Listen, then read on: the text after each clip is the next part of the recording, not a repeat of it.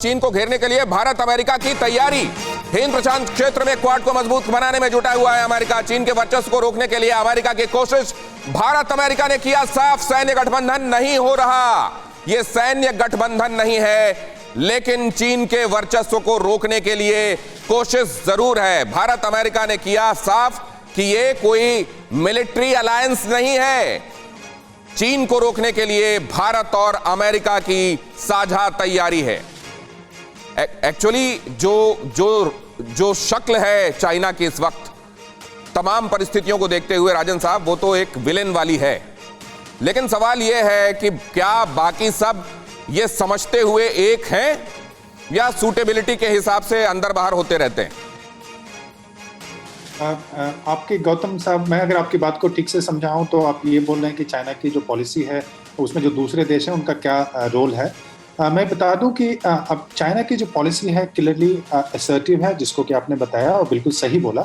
दो तीन जगहों पे काफ़ी असर्टिव पॉलिसी है। एक तो इकोनॉमिक असर्शन है, दूसरा मिलिट्री असर्शन है। आप देखेंगे साउथ चाइना सी में इंडिया के बॉर्डर्स पे और ताइवान के साथ आप देखने असर्टिव है। और तीसरा जो डिप्लोमेसी की बात होती है, तो जिसमें कि वुल्फ वॉरियर डिप्लोमेसी की बात होती है, तो वहाँ पे भी वो काफ़ी असर्टिव है। पहले ऐसा नहीं था, लेकिन अभी असर्टिव हो गया है। तो चाइना की पॉलिसी में बिल्कुल एक चेंज है और दूसरे कंट्रीज अपने इंटरेस्ट के हिसाब से वो इंगेज करने की कोशिश कर रहे हैं। अमेरिका भी देखेंगे कि वो इंगेज कर रहा है, लेकिन उसके साथ कोऑपरेट भी कर रहा है, ट्रेड भी अपना बढ़ाना चाहता है। जो दूसरे रशिया का उनके साथ कोऑपरेशन है। लेकिन जहाँ तक वार्तालाप की बात है, तो मैं बता दूं कि बॉर्डर और टेरिटोरियल इश्यूज जो होते हैं उसमें काफ़ी लंबा वक्त लगता है। अगर मैं आपको याद दिलाऊं, 1986-87 में संदोरोंग चू वैली में वही तवंग जिसकी आप बात कर रहे थे, उस समय भी जो नेगोशिएशन स्टार्ट हुए थे तो ये 2 डिकेड से ज़्यादा चले थे।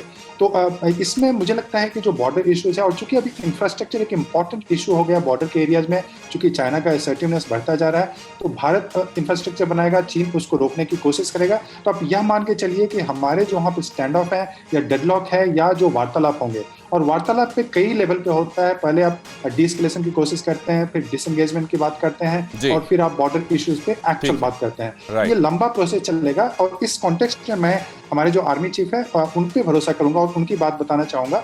उन्होंने बताया कि जो हमारे वहाँ पे निगोशिएशन चल रहे हैं वो डी-एस्केलेटरी और बहुत ही फर्म मैनर में चल रहे हैं। यानी कि हम कोई भी स्पेस चाइना को सीड नहीं करेंगे, नहीं किए हैं। और हमारा जो वहाँ पे निगोशिएशन है उससे ट्रस्ट बिल्डअप दोनों देशों के बीच में हुआ है।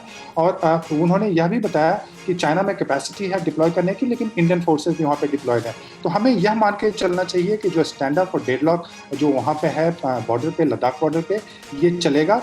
हाँ, गोगरा और जो हॉट स्प्रिंग का एरिया है वहाँ पे अगर बात होती है, और फिर डेप्सांग वैली वो भी एक बच जाता है, जहाँ पे कि अभी निगोशिएशन अभी बातचीत उस ढंग से शुरू ही नहीं हुआ है। और चूंकि वो हमारा एयर स्ट्रिप है वहाँ पे वो दौलत ओल्डी में, तो वहाँ पे हमें बहुत इम्पोर्टेंट है कि हम वहाँ पे चाइना को कोई भी स्पेस सीट नहीं करें।